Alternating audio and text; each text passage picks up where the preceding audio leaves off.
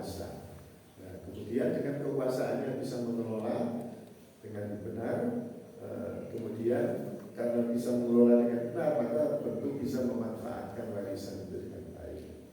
Kalau bisa, maka sejahtera, dan kalau sejahtera baru bisa menikmati. Jadi itu proses tahapannya. Jadi tidak sekedar diberi warisan langsung menikmati, tidak. Itu akan merusak nanti, berbahaya. Jadi ada prasyarat-prasyarat. Nah, kemudian prasyarat untuk menguasai bumi, ya tentu harus beriman dulu, ya, beriman.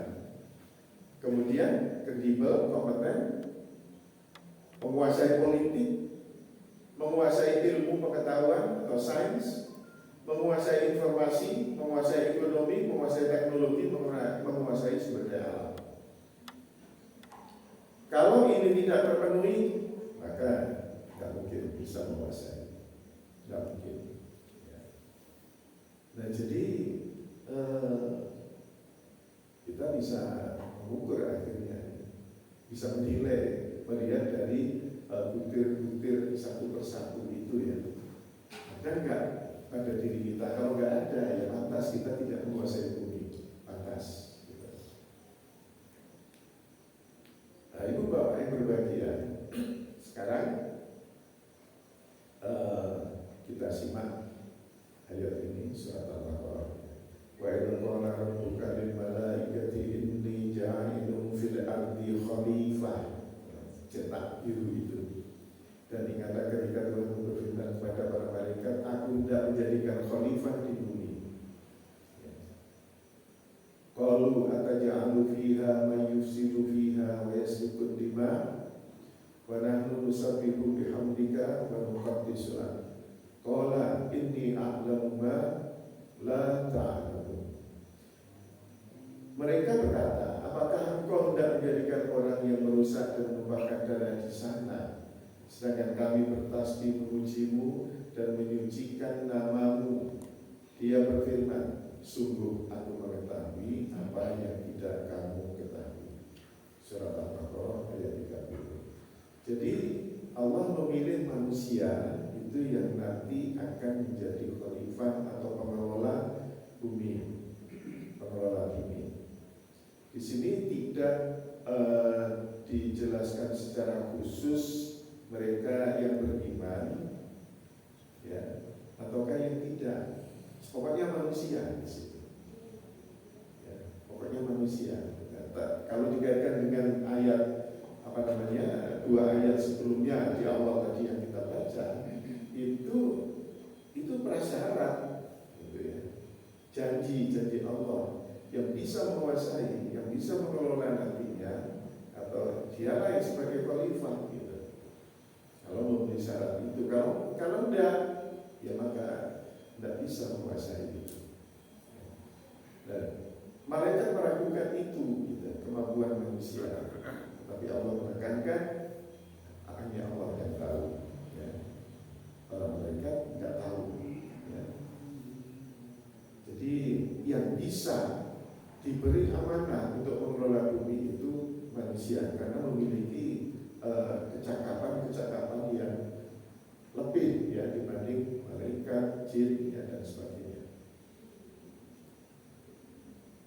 Wadhkuru id ja'alakum khulafa'a min ba'di adin wa bawwa'akum fil ardi tattakhiduna min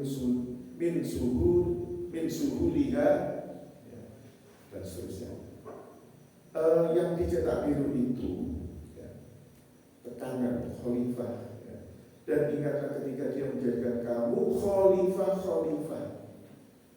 setelah kaum Ad ya, dan seterusnya. Dan kemudian janganlah kamu membuat kerusakan di bumi. Jadi di sini khalifah itu ya ada prasyarat tentu ya.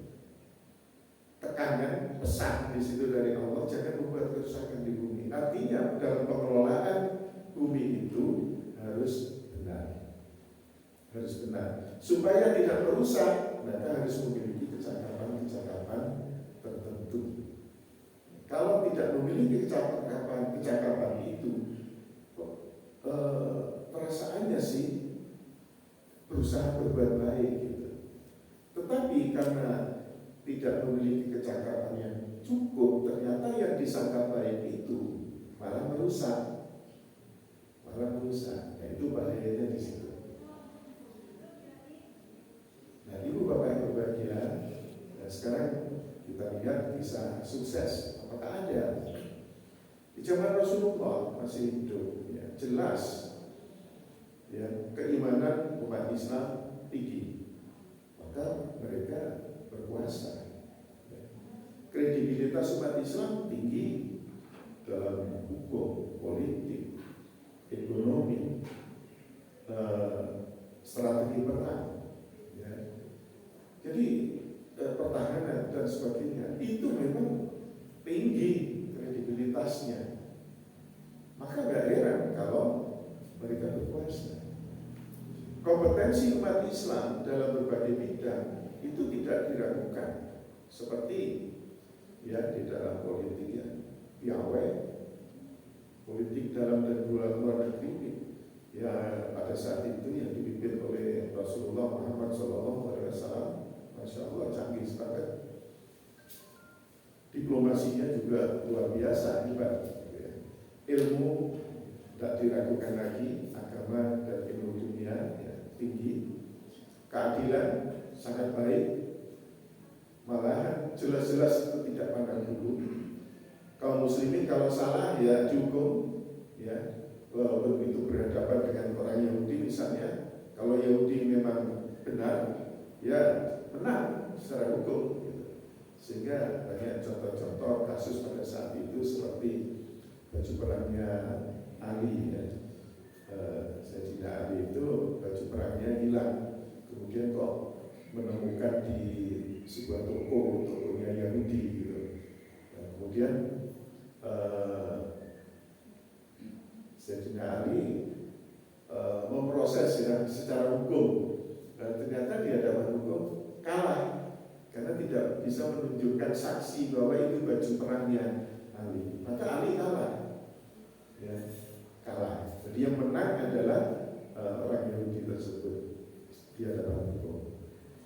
Nah, walaupun itu memang nyata-nyata bajunya Ali, karena tidak bisa menunjukkan saksi, ya maka tidak bisa. Ya. Jadi tetap kalah. Tapi karena kasus seperti itu menunjukkan betapa adilnya hukum di dalam Islam pada saat itu, maka orang Yahudi itu akhirnya mengakui bahwa ini bajunya Ali dan dia masuk Islam. Nah, ini hebat sekali penegakan hukum pada saat itu, berbeda banget dengan sekarang. Hukum dipermainkan, ya. Jadi hukum kalah dengan kekuasaan, kalah dengan uang ya, dan sebagainya. Siapapun tahu itu loh. Ekonomi menguasai ya, luar biasa itu. Pertanian menguasai ya. Malahan kalau kita mengkaji betapa hebatnya kaum muslimin di dalam hal pengelolaan lingkungan hidup sampai waktu Khalifah Umar berkuasa itu, ya, itu membuat cagar alam namanya Hima Syarif kalau nggak salah, itu sampai oleh PBB dinyatakan sebagai satu-satunya cagar alam di dunia yang ada sampai saat ini. Gitu. PBB dan orang itu, Masya Allah luar biasa. Planologi tata kota sangat baik ya kalau dilihat dari perkembangan sejarah Islam itu. Strategi perang sangat baik, ya. Berpikirnya rasional, ya. Tidak berofat tahayul, tidak rasional. Ya, sebagaimana kita kenal dalam spirit Islam itu rasional. Kalau toh ada umat Islam yang khurafat tahayul, berarti dia tidak mengikuti Islam, tidak mengikuti spirit Islam. Ya, tapi yang mengikuti adat istiadat, ya, yang Kemudian kita lihat dalam periode Nabi Muhammad jelas ya, periode para sahabat jelas masih sangat sukses ya, menjadi pewaris dan penguasa di bumi. Periode dinasti-dinasti Islam setelah para sahabat itu juga menguasai bumi. Periode ulama-ulama terkemuka yang menguasai ilmu agama sekaligus sains, sosial, ekonomi, politik, hukum, kedokteran, matematika, kimia, astronomi, kealaman, dan lain-lain, itu Masya Allah menjadi rujukan dunia sampai saat ini. Tokoh-tokohnya seperti Ibnu Sina, itu buku-bukunya dalam dunia kedokteran tetap jadi rujukan sampai saat ini, terutama di Eropa. Ibnu Rushd ya, di dalam Ibnu Rushd itu apa ya? Politik kalau nggak salah. Al-Farabi ya, ini dalam sains. Al-Batani astronomi. Ibnu Khaldun ini hukum ya, sosiologi dan sebagainya. Alkemi, kimia dan lain-lain. Masya Allah, ini luar biasa ya. Luar biasa. Itu kejayaan. Mereka menguasai agama sekaligus menguasai ilmu-ilmu yang terkait dengan bekal untuk pengelolaan bumi. Ini khalifah itu seperti itu. Jadi nggak boleh dipisahkan ilmu-ilmu agama dengan ilmu kealaman, ilmu sains. Nggak boleh dipisah. Ya. Jadi dua-duanya dikuasai. Mereka sudah hafal Quran sejak remaja, sejak kecil bahkan. Maka setelah itu tinggal mendalami ilmu-ilmu sains, ya, tinggal mendalami. Nah, kalau sekarang belum ada yang seperti itu, ya, belum ada. Sekarang kan spesifik ulama fikih, ya, ulama yang masih bahasa Arab saja, ulama yang ya spesifik lah. Nggak ada yang menguasai dua-duanya. Begitu juga saintis ya. Hanya menguasai sains saja, agamanya tidak. Jadi berarti ada dikotomi di sini. Ada dikotomi. Dan juga tidak ada upaya-upaya bagaimana membentuk generasi yang lengkap sebagaimana pada zaman dulu. Ya kalau tak ada satu dua, dan itu pun diupayakan oleh kelompok-kelompok masyarakat Muslim ya dalam skala kecil, bukan pemerintah. Pemerintah pada cenderung tetap mendikotomi ya, sekuler. Gitu. Kaum muslimin pun masih banyak sekuler. Gitu. Ada yang mengatakan tidak perlu belajar ilmu dunia, yang penting ilmu agama. Ya memang penting. Tapi yang penting ini seharusnya dua-duanya. Karena dua-duanya adalah ilmu Allah. Ya, ilmu Allah. Artinya ilmu Allah itu kan ada ayat kauniyah, ada ayat kauniyah. Ayat-ayat kauniyah itu ayat-ayat Allah yang tersebar di alam ini, dan tugas manusia untuk menggali, meneliti, mengamati, melakukan eksperimen sehingga menemukan karakteristik alam atau sifat-sifat alam itu, ya, itulah sains. Dan ini yang digunakan nanti untuk mengelola bumi. Nah, sedangkan ayat-ayat qauliyah yang tertulis dalam Al-Quran itu adalah sebagai petunjuk aturan bagi manusia di dalam bertindak, baik itu berupa syariat terhadap dirinya, terhadap sesama manusia, ya. Makanya di situ perlu diatur secara detail, tertulis. Cara berekonomi tertulis, cara membagi warisan tertulis detail, ya. Cara berhubungan sesama manusia tertulis, ya, walaupun mungkin secara prinsip-prinsip di situ kalau dikembangkan ini akhirnya menjadi sains psikologi gitu. Ya, jadi hubungan antara manusia. dan seterusnya itu diatur, termasuk prinsip-prinsip yang berhubungan dengan ilmu eksakta, ya eksakta.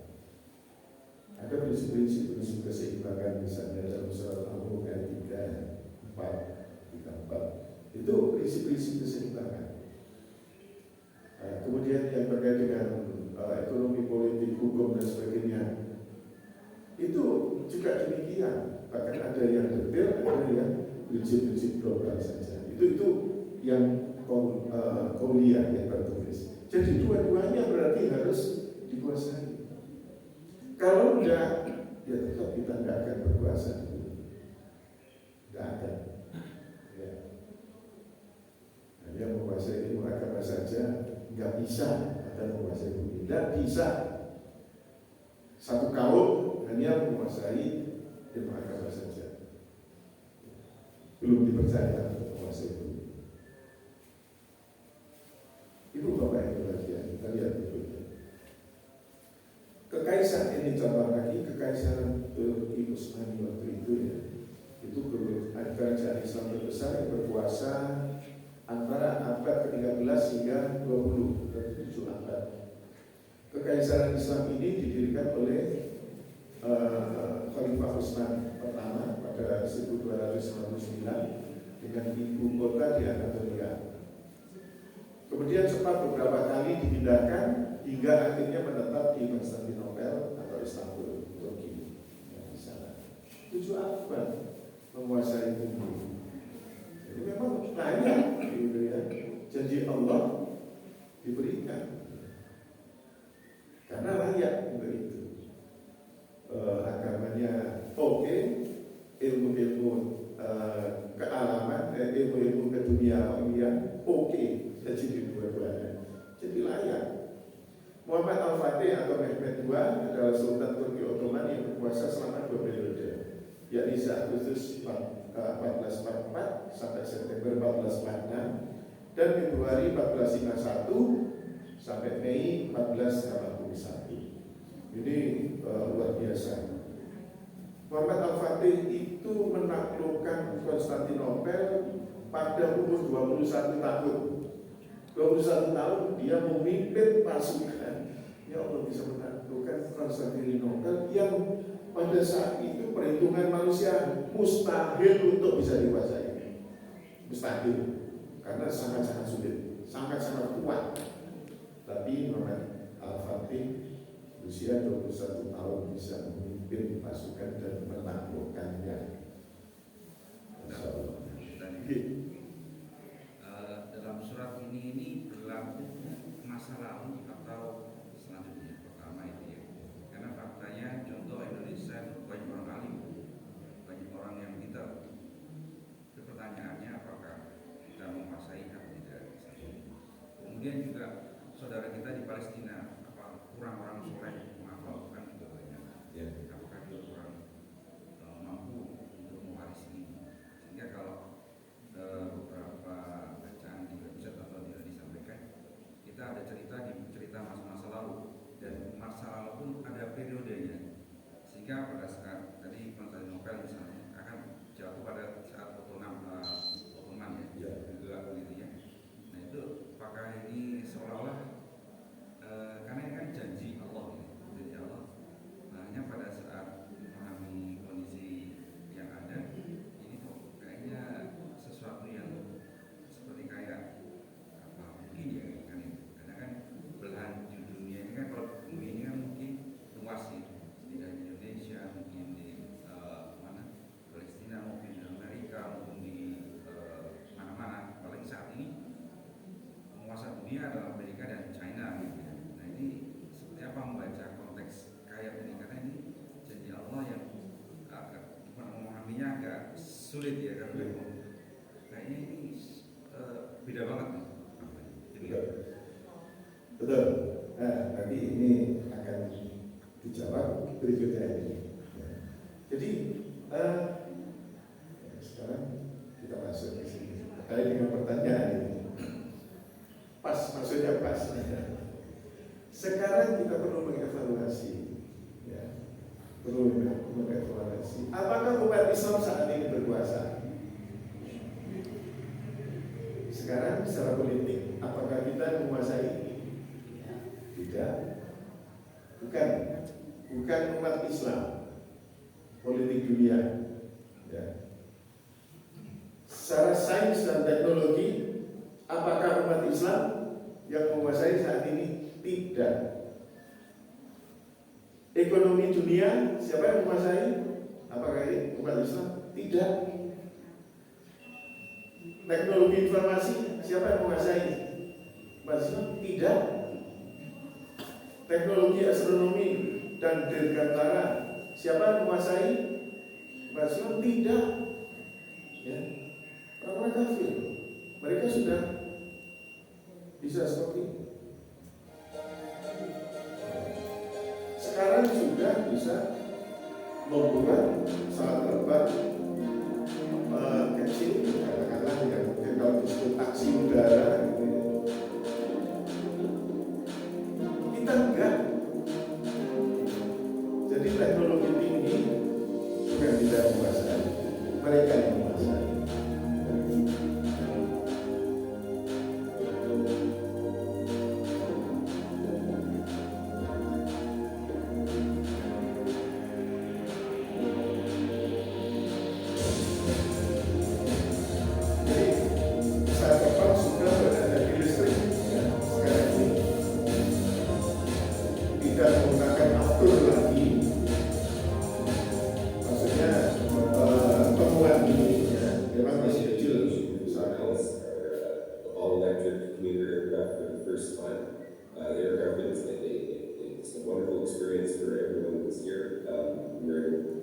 Jadi bukan hanya mobil sekarang yang berbahan bakar listrik, tetapi pesawat terbang.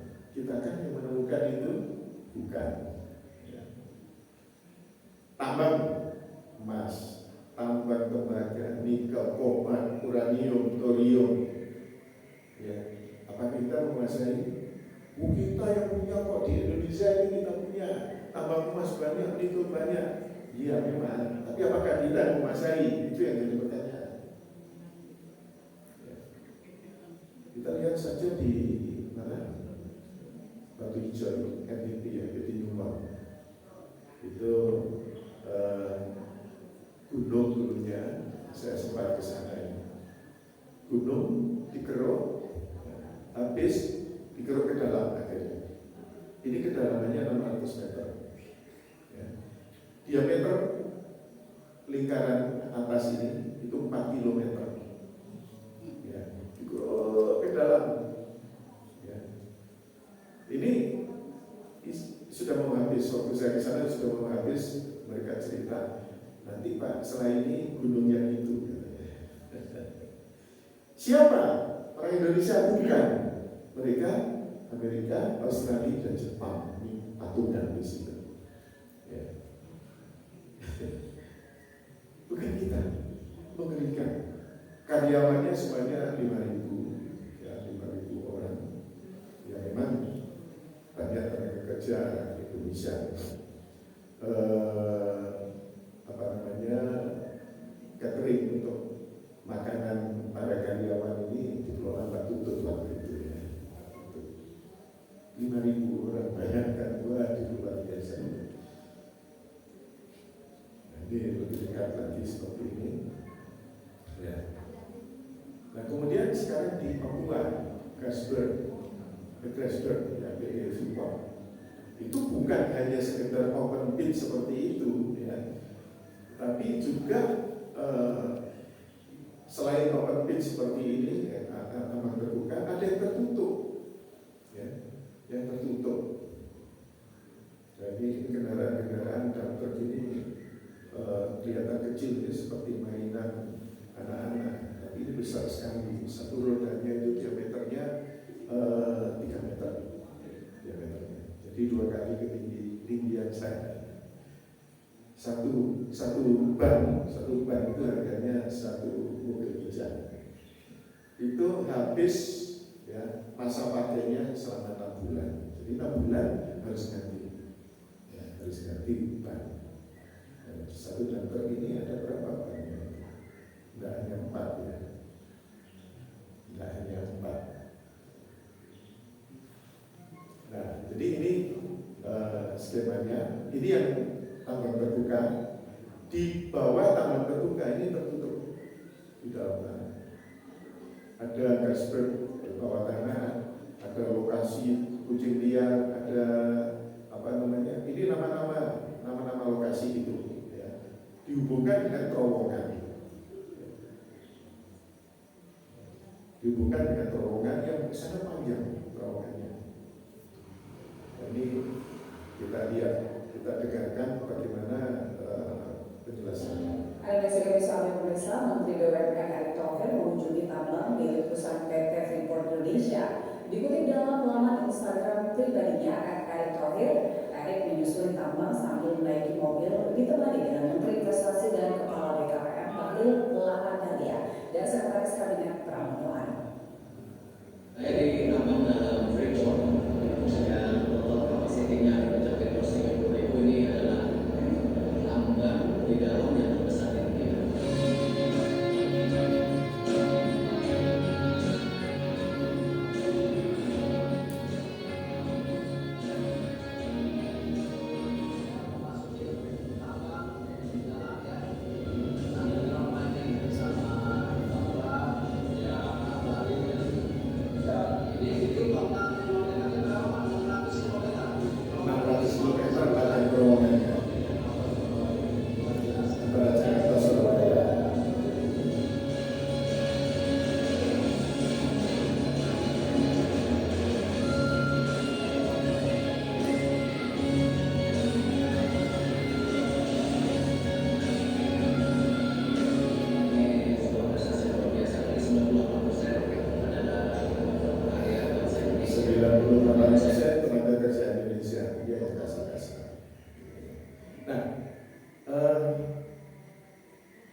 Panjang terowongannya 600 km.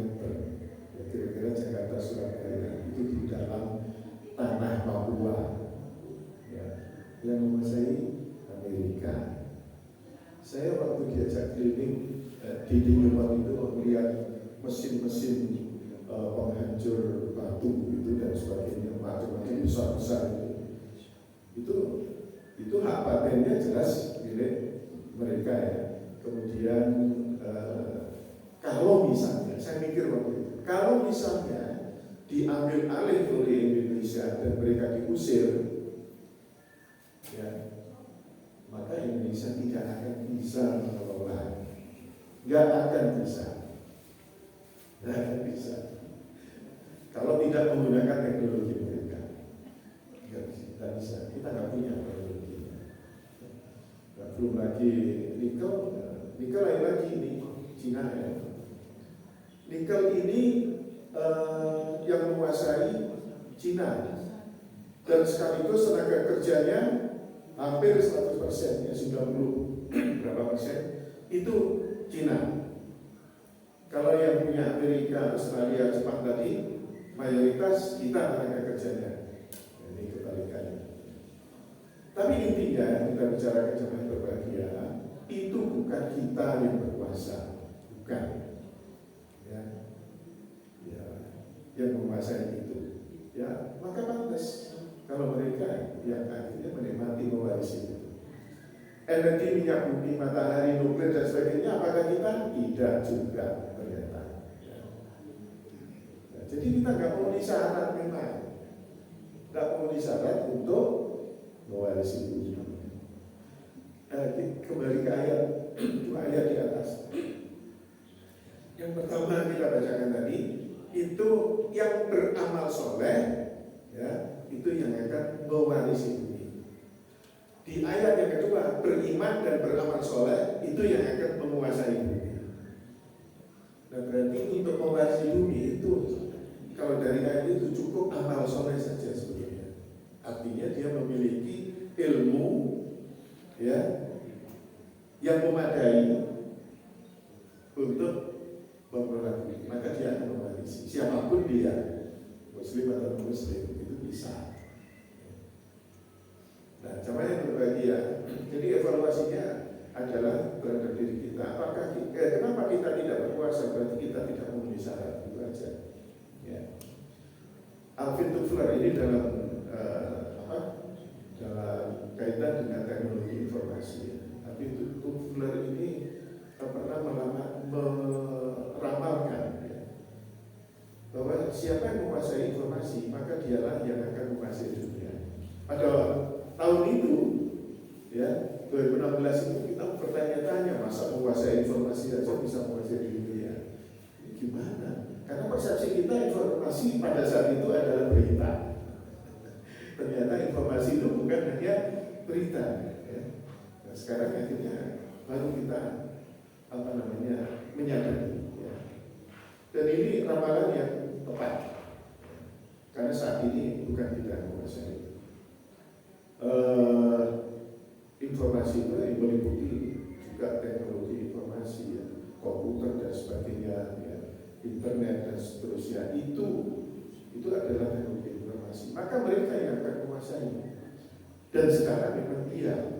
Dari sisi ekonomi jelas seperti Bill Gates ini kekayaannya ya, luar biasa. Dan kalau dihitung per detik itu kekayaannya setara dengan 66,5 juta rupiah itu per detiknya. Ya, penghasilan dia satu detik dapat 66,5 juta. Ya siapa yang menikmati itu? Bukan kita, ya, orang kafir, Yahudi. Kemudian ini, ya, Zuckerberg, penguasa Facebook, ya, dia kekayaannya 1.037 triliun. Kalau dihitung per detiknya itu 6.940.000, katakanlah 7 juta rupiah per detik penghasilannya. Ya. Jadi dia mewarisi itu, ya. Mewarisi itu,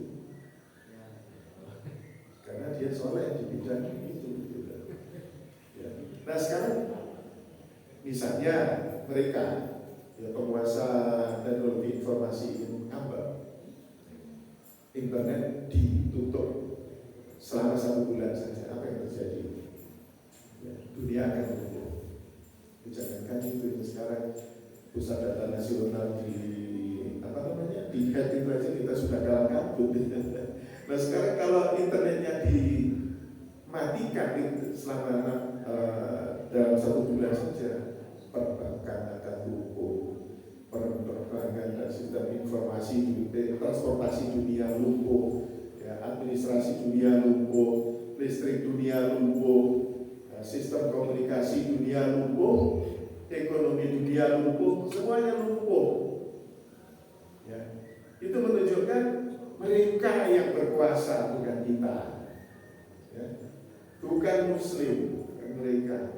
Karena mereka memiliki prasyarat-prasyarat itu. Sementara kita tidak, kita asik bertengkar sendiri. Ya. Nah, jadi siapa pengendali politik dunia saat ini? Apakah kita? Tentu bukan.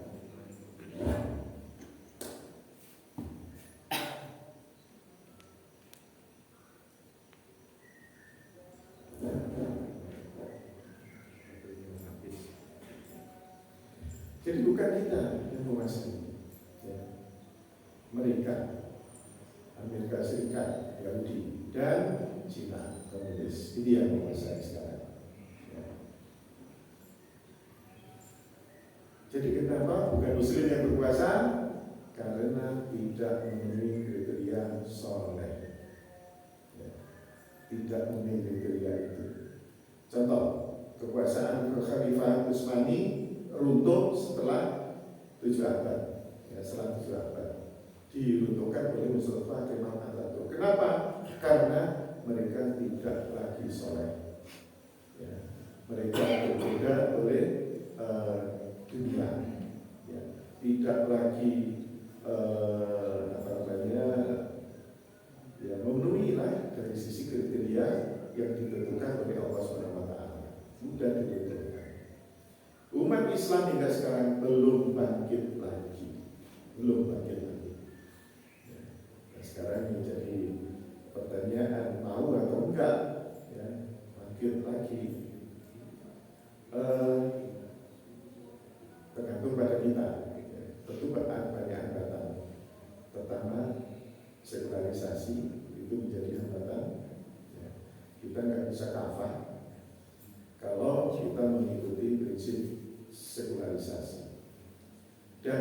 Islam sendiri justru yang sekuler sekarang ini.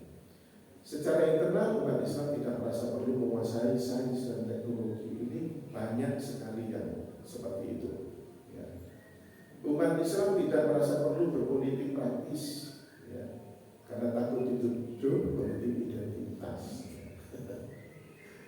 Perpecahan, ya, berdebat tak berkesudahan itu sedang terjadi. Ya. Orang lain sudah mikir ke angkasa luar, kita masih sibuk bertengkar. Syria dicapit-capit perang saudara. Afghanistan lemah dalam mengatasi permasalahan negaranya.